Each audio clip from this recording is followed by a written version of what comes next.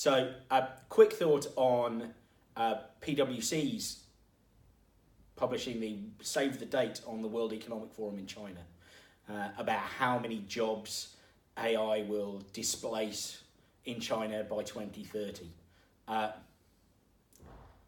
My view on this, anybody who is professing to have a decent estimate of how many jobs will be displaced, changed, modified by 2030 needs to have a look at themselves in the mirror. Yeah, let's bear in mind that economists, barring a handful, failed to predict the 2008 economic crash, still give fairly flaky growth predictions, and yet we're facing a fourth industrial revolution with utterly revolutionary technology. Nobody can have a sensible numeric prediction on the outcomes.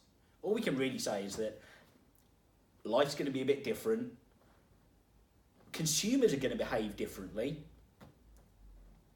and we're going to need to educate people differently. We're going to need to get away from cramming knowledge into people's heads and giving them real core human capabilities. Beyond that, we're all hoping, guessing, and in my case, being excited about it.